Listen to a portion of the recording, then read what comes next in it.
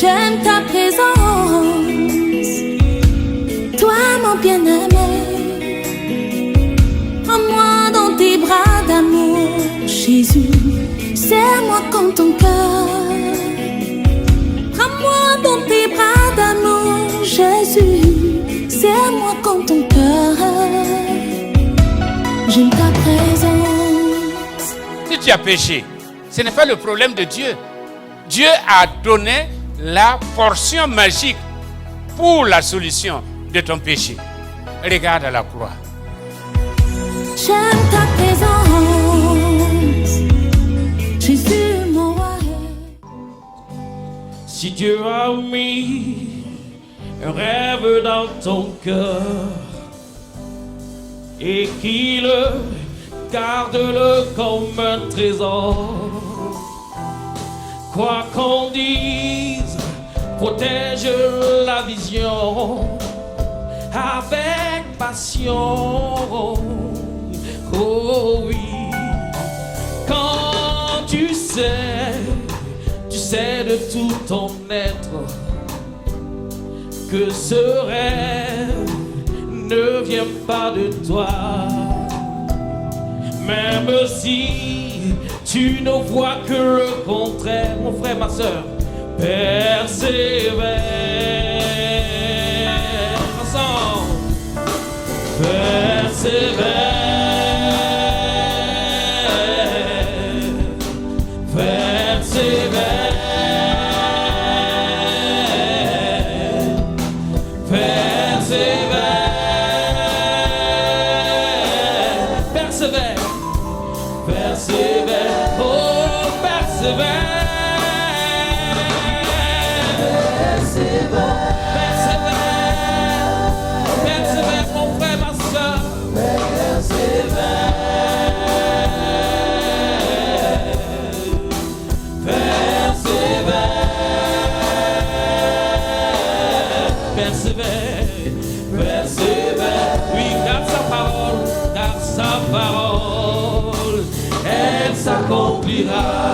Oh oui, elle s'accomplira certainement. Oh, elle s'accomplira, elle s'accomplira, elle s'accomplira. Alléluia. C'est la journée de la jeunesse. Vous savez, on dit que la vieillesse, c'est quand le regret remplace le rêve. Quand le regret remplace le rêve, vous devenez vieux, quel que soit votre âge. Même si vous avez 20 ans et vous commencez à regretter, vous êtes vieux. Mais même si vous avez 80 ans, parce qu'un homme disait, si j'avais mes 80 ans. Donc, même si vous avez 80 ans et que vous avez encore des rêves, alors vous êtes jeune dans la tête. Que Dieu nous donne d'être jeunes dans son service, dans la foi. Au nom de Jésus-Christ, Amen. Ce matin, je vous invite à lire Genèse chapitre 13, à partir du verset 14. Genèse 13, verset 14. Verset 14. L'Éternel dit à Abraham, après que Lot se fut séparé de lui, lève les yeux et, du lieu où tu es, regarde vers le nord et le midi, vers l'Orient et l'Occident, car tout le pays que tu vois, je le donnerai à toi et à ta postérité pour toujours. Je rendrai ta postérité comme la poussière de la terre, en sorte que si quelqu'un peut compter la poussière de la terre, ta postérité aussi sera comptée. Lève-toi, parcours le pays dans sa longueur et dans sa largeur, car je te le donnerai. Abraham leva ses tentes et vint habiter parmi les chênes de Mamré qui sont près d'Hébron. Et il bâtit là un autel à l'Éternel. Amen. Ce matin, je voudrais considérer avec vous 3 concepts. La vision, la vallée et la victoire. C'est un message que j'avais déjà donné, mais comme l'Église se renouvelle, et comme aujourd'hui c'est la journée de la jade, je voudrais qu'on revienne là-dessus. 3 concepts de l'avenir qui est assez indicatif de l'avenir de notre position en Jésus-Christ. Dieu a dit à Abraham, lève la tête, regarde. Il n'a pas dit baisse la tête. Il n'a pas dit regarde au bout de tes pieds, regarde le bout de ton nez. Il a dit lève les yeux et regarde. Je te donne le pays, le nord, le sud, l'est, l'ouest, tout est à toi. Et puis en plus de cela, je te donne une postérité que personne ne pourra compter, alors qu'Abraham n'avait pas d'enfant. C'était une question de vision. Dieu voulait que Abraham ait une vision de la totalité de la personnalité de Dieu. Un Dieu qui est capable de couvrir tous nos besoins. Et un Dieu, quand il dit, il le réalise. Et un Dieu, quand il parle, il ne parle pas en vain. Au contraire, quand il parle, c'est pour accomplir sa parole. Et Abraham est allé, Dieu lui a dit, fais le déplacement. Abraham est allé inspecter les lieux. Ensuite, il s'est installé et pour montrer que vraiment il a cru à la parole de Dieu, il a construit un autel. Un autel pour adorer Dieu. Un autel pour être reconnaissant. Un autel pour célébrer la victoire. La victoire avant la réalisation de la promesse de Dieu. Que le Seigneur vous donne de célébrer la victoire. Par anticipation, célébrons nos victoires. Car il est le Dieu de la victoire. Il n'est pas le Dieu des morts. Il est le Dieu des vivants. Il est le Dieu de la promesse. Donc, d'abord, la vision. Il y a 3. Donc, la vision, la vallée et la victoire. La vision. Comme on dit, c'est plus le manque de vision que le manque de moyens qui entraîne l'échec. C'est le manque de vision et non pas le manque de moyens qui entraîne l'échec. Vous savez, il y a des gens qui réussissent sans argent. Et il y a des gens qui ont de l'argent et qui échouent. Parce que sans vision, qu'est-ce que vous pouvez faire avec votre argent? Donc c'est plus le manque de vision que le manque de moyens qui entraîne l'échec.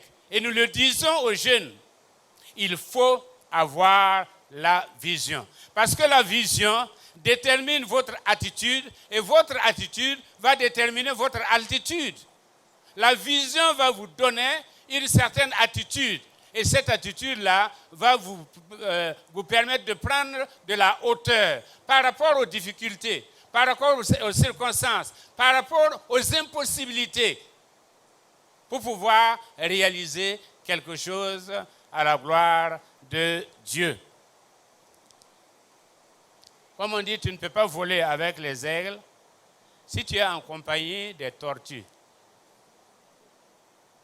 Il te faut prendre de l'altitude pour voler, pour réussir, pour marquer l'histoire, non seulement de ta famille, mais l'histoire aussi de ton village et l'histoire de ton pays et l'histoire du monde entier. Sans vision, il n'y a pas de réalisation. Personne ne peut réaliser quelque chose s'il n'a une vision. On ne peut pas se lever, construire une maison comme ça, sans vision. C'est vrai que les cases rondes, il suffit de tracer. Mais nous ne sommes plus aux cases rondes.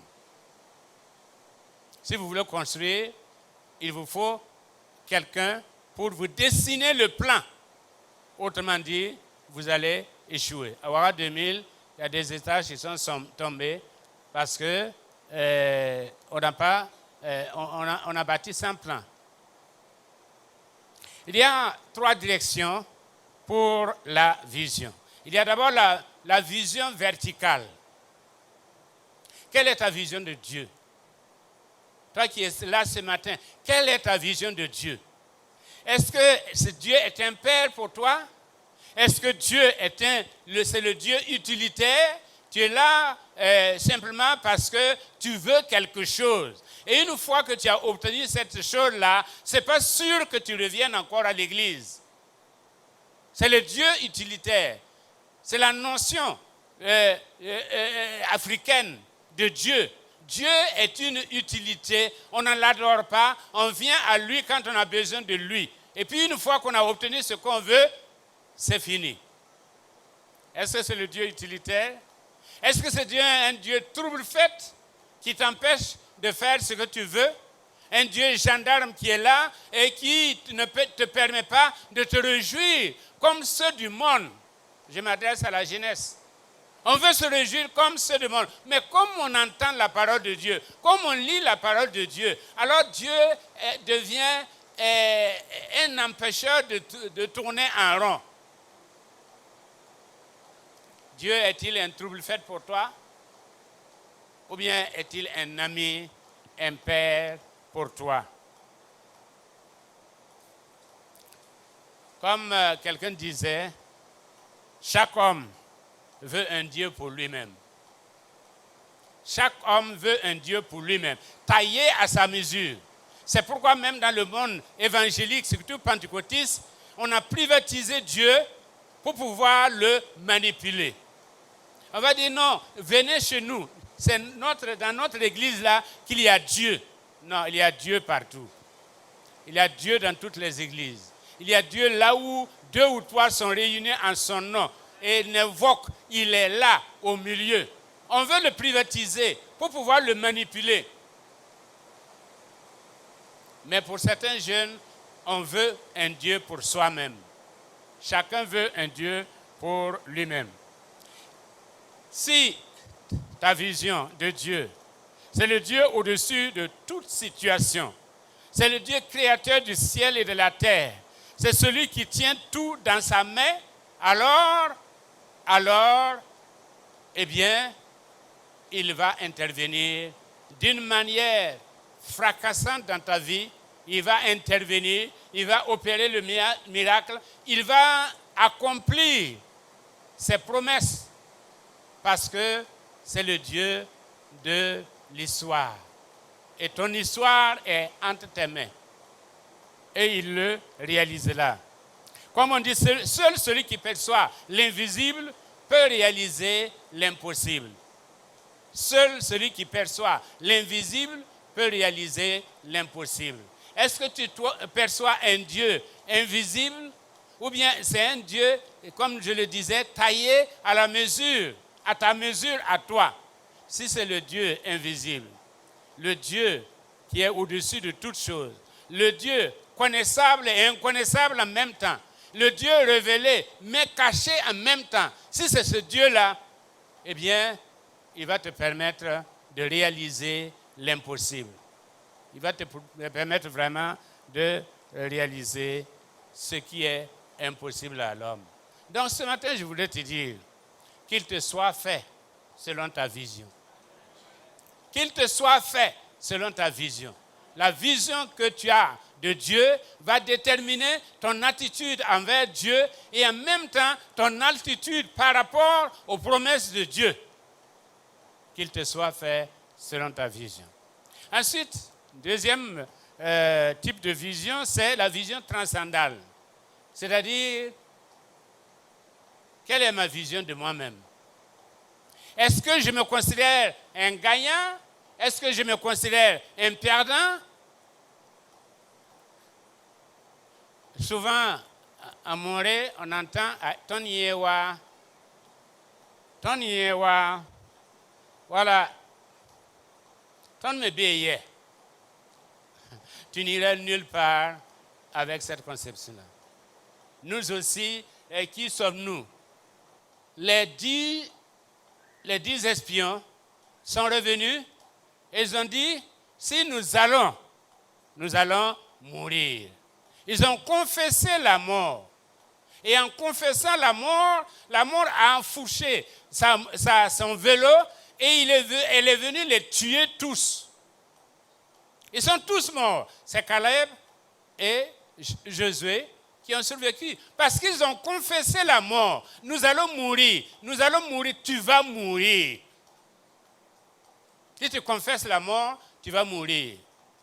Mais les deux qui ont confessé la vie, qui ont confessé la victoire, ils ont conservé la vie et ils sont rentrés dans la... Tu obtiens ce que tu confesses. Tu obtiens ce que tu confesses. Ce que tu vois, c'est ce que tu deviens. Ce que tu confesses, c'est ce que tu deviens. Le semblable appelle le semblable. La négativité appelle la négativité. La défaite appelle la défaite. Mais la victoire appelle la victoire. La victoire appelle la victoire. Pourquoi veux-tu être misérable quand Dieu t'a positionné pour être quelqu'un qui réussit et quelqu'un qui répand la joie et la réussite autour de toi? Qu'il te soit fait selon ta confession. Qu'il te soit fait selon ta confession. La vision horizontale, c'est-à-dire comment nous voyons les autres. L'homme est un poison pour l'homme, mais l'homme est un remède aussi pour l'homme. Et dans l'Église, nous disons, l'homme est un remède pour l'homme. Celui qui réussit seul n'a pas encore réussi. Si tu travailles seul et que tu as réussi, tu n'as pas encore réussi. Parce que dans le plan de Dieu, il y a la vision, il y a la mission, il y a l'association. Si tu réussis seul, tu n'as pas encore réussi. Et on le voit, dans certaines familles, on a tout fait pour réussir seul, mais finalement, on a toute la famille sur le dos. N'est-ce pas? Parce que ordonnance, c'est vous. Et faites de telle sorte que les autres aussi réussissent. Comme ça, eh bien, les charges sont légalement réparties. Mais si vous êtes seul à avoir réussi, vous n'avez pas encore réussi. Le professeur Cabré a publié une étude très intéressante sur le compte des hommes de TGV. Donc, je ne suis pas le seul à l'avoir lu. Mais ça m'a beaucoup intéressé. Il a parlé de 4 types de quotients. 4 types de quotients. Le quotient intellectuel, c'est l'intelligence, la capacité de compréhension et la capacité à résoudre les problèmes. Et puis, il y a le quotient émotionnel, le QE, capacité à maintenir la paix avec les autres, respect du temps, le sens de la responsabilité, l'honnêteté, l'humilité, le fait de prêter attention aux autres, et cela traduit la personnalité. Et puis il y a le quotient social, c'est la capacité à avoir des amis. Avoir des amis et la capacité à maintenir les relations sur une longue durée. Et cela relève du charisme. Très important. Et l'étude montre que le quotient social et émotionnel et le quotient social, ce sont ces deux-là qui sont les plus importants.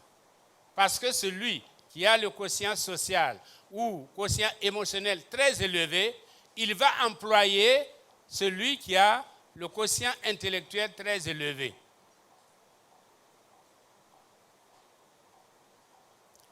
Cela est une étude, ça n'a pas été fait dans l'Église, ça a été fait dans le monde.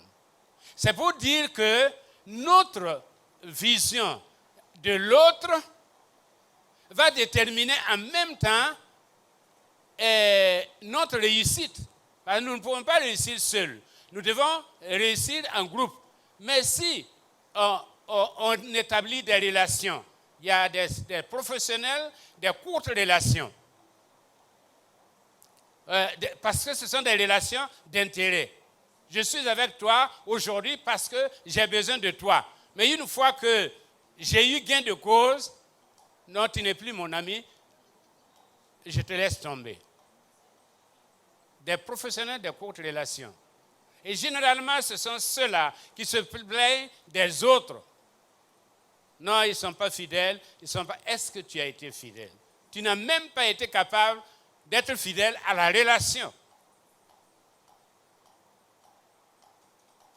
Notre vision de l'homme, créé à l'image de Dieu, va déterminer en même temps notre vision de Dieu.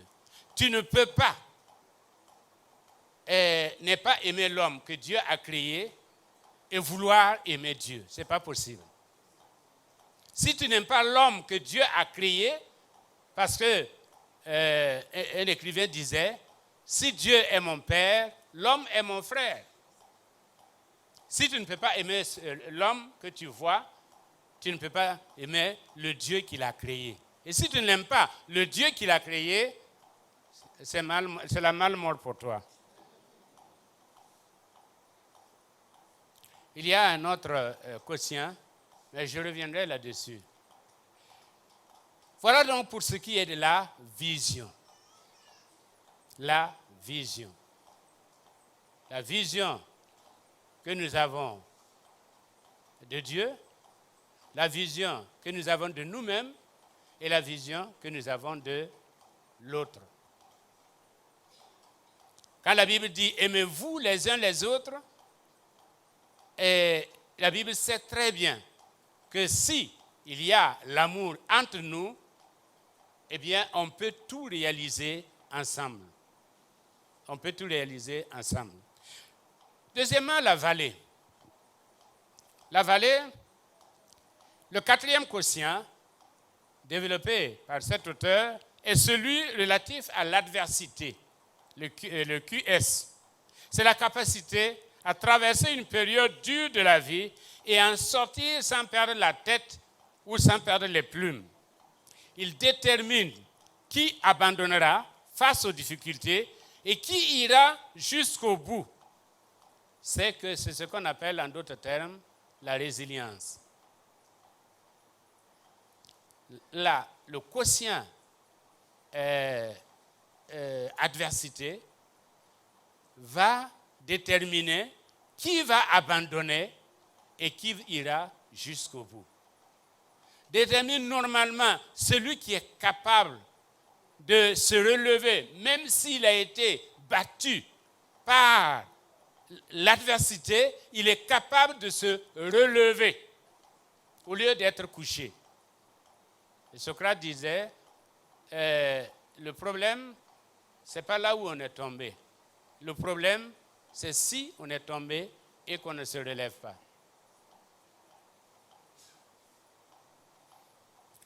La vie nous fait passer des tests à elle. Et nul ne peut réussir dans la vie s'il n'a pas passé les tests de la vie. Ce n'est pas possible. C'est pourquoi, même si vous prenez quelqu'un aujourd'hui, vous lui donnez des centaines de millions, s'il n'a pas passé les tests de la vie, il ne saura pas comment gérer ces millions-là. Et sur le plan spirituel, c'est la même chose. Ceux qui arrivent au sommet, ce sont ceux qui ont passé le test.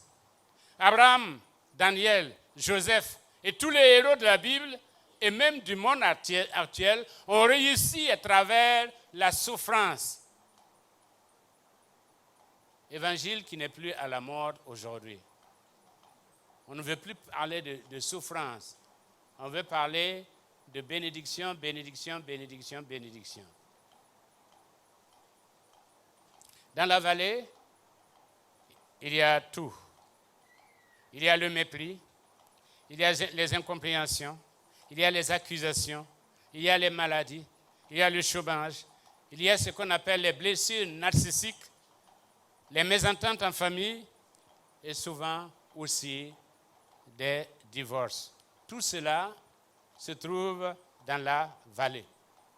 Et notre réaction dans la vallée, il y a la réaction négative qui consiste à nous plaindre, à murmurer ou bien à abandonner, qui consiste à refroidir sur le plan spirituel ou bien à aller dans l'autopitié.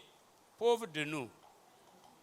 nous autres là, pauvres de nous. Ça, c'est la réaction négative. Les plaintes, les murmures, c'est ce que les enfants d'Israël ont fait quand ils étaient dans le désert. C'était la vallée pour eux. Et ils ont passé le temps à murmurer, à se plaindre. Et il y en a qui voulaient retourner en Égypte. Ils se sont refroidis spirituellement. Et en fait, ils sont tombés aussi dans l'autopitié. La réaction positive, c'est celle de Job. Job a dit, même s'il me frappe, eh bien, je le suivrai. Amen. Même s'il me frappe, je le suivrai. Parce que j'ai connu ce Dieu-là. Et je sais que loin de lui, la pensée de me faire du mal inutilement.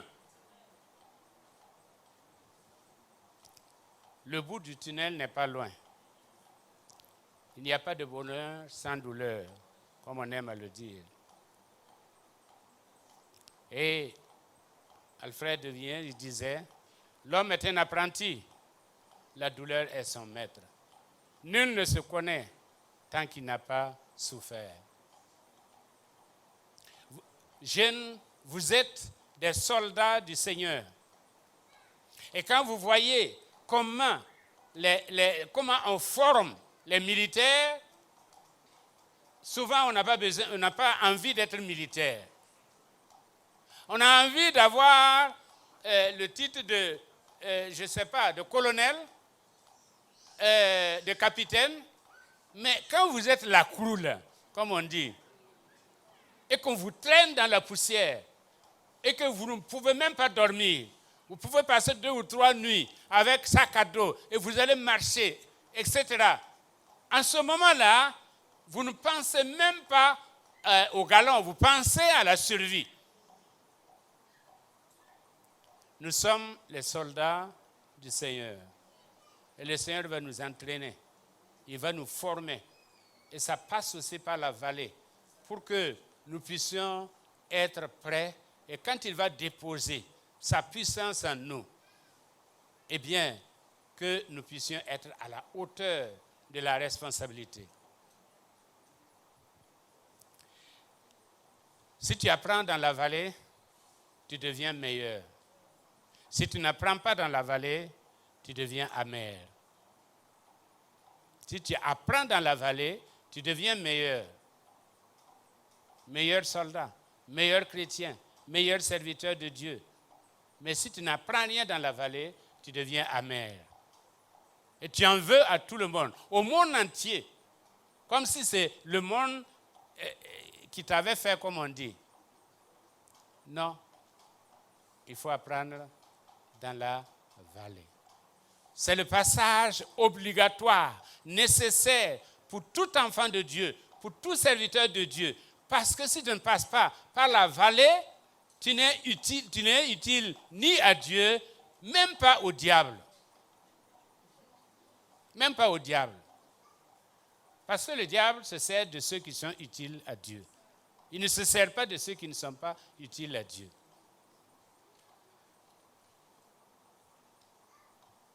Enfin, la victoire. La victoire. La victoire. Quelqu'un disait, ce que tu es, c'est le cadeau de Dieu pour toi. Mais ce que tu seras, c'est ton cadeau à Dieu. Ta victoire est un cadeau à Dieu. Parce que ta victoire est un témoignage de la fidélité de Dieu, de la puissance de Dieu qui agit en toi. Abraham a triomphé pour devenir l'ami de Dieu. C'est pourquoi Dieu a dit, cacherai-je à Abraham ce que je vais faire? Moïse, après 40 ans dans le désert, dans la formation, il a été formé 40 ans dans la maison de Pharaon, 40 ans dans le désert pour être transformé, et puis il n'a servi que 40 ans. 80 ans là, c'était la formation. Il n'a servi que 40 ans. Mais quel ministère! Quel ministère! Moïse, donc, après 40 ans dans le désert, a conquis le cœur de Dieu, au point que Dieu lui parlait face à face.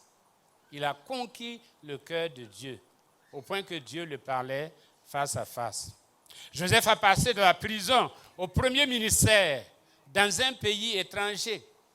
Il a passé de la fosse, du puits, à la maison de Potiphar et ensuite à la prison.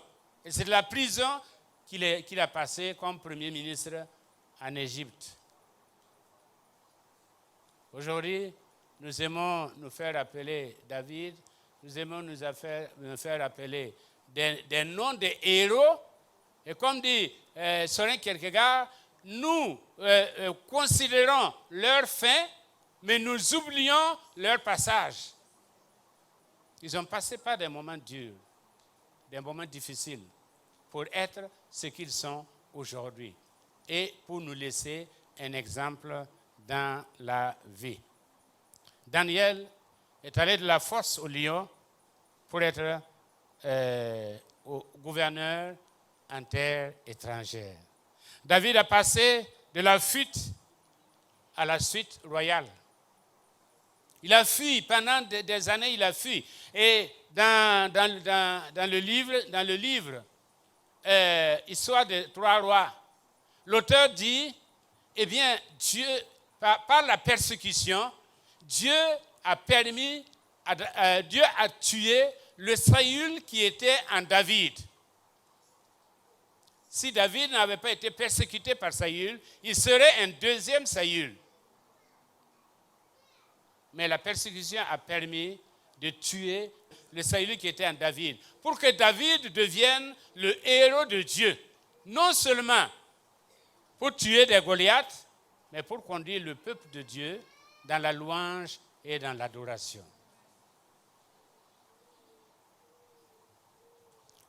Et toi, aujourd'hui, est-ce que tu vas pas grimper et atteindre ton sommet? Est-ce que tu ne vas pas célébrer ta victoire? Tu as assez duré dans la vallée. La vallée, c'est un passage, comme on dit, un passage temporaire. C'est un lieu où il ne faut pas s'éterniser, comme les parkings. Vous allez, il y a des parkings, on vous dit, c'est pour un petit temps. La vallée, c'est pour un petit temps. Passe à la victoire.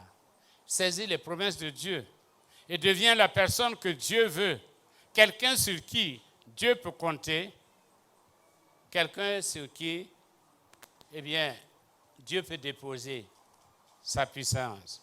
Ceux de la victoire ne sont pas ceux qui ont confiance en Dieu, mais ceux en qui Dieu a confiance.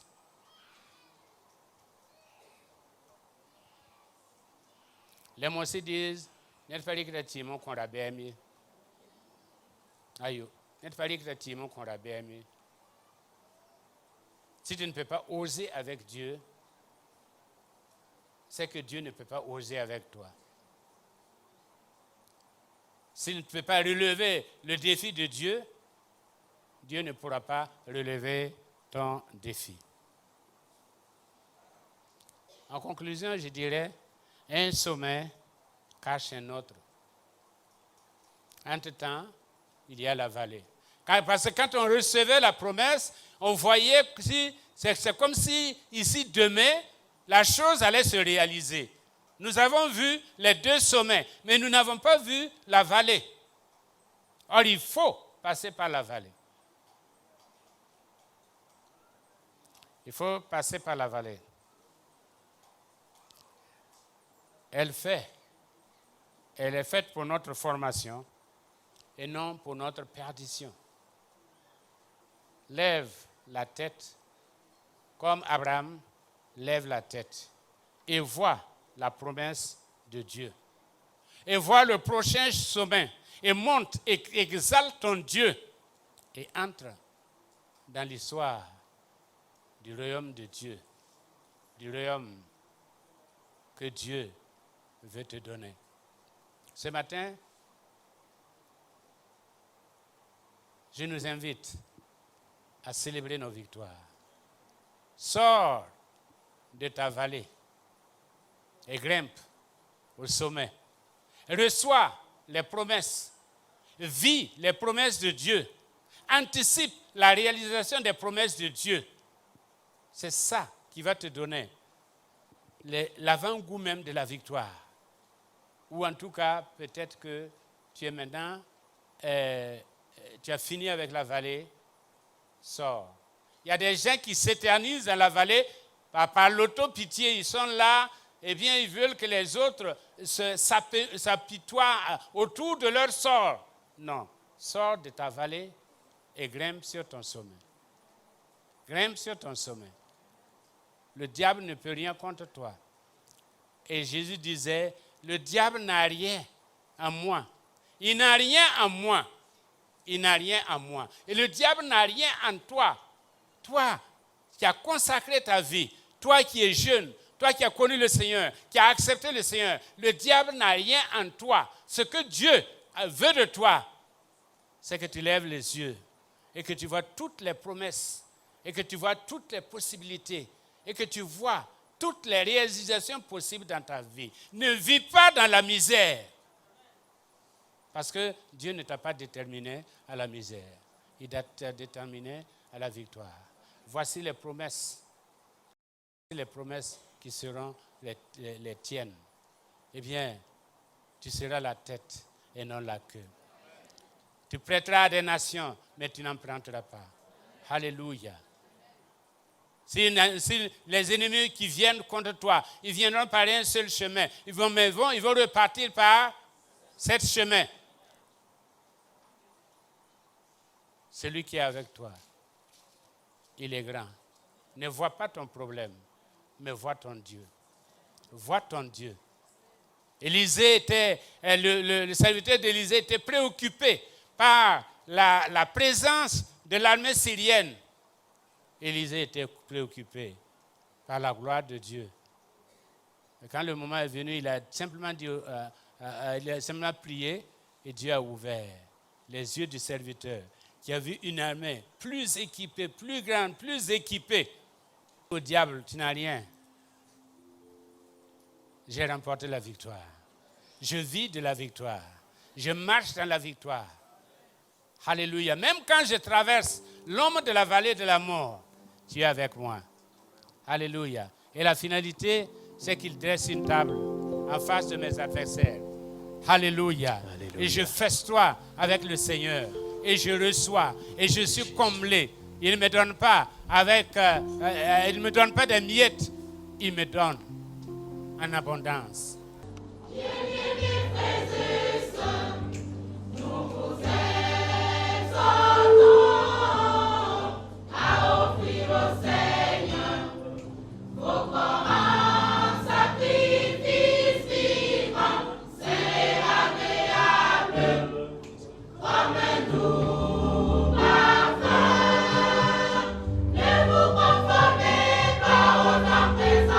Marchez à nouveauté de vie.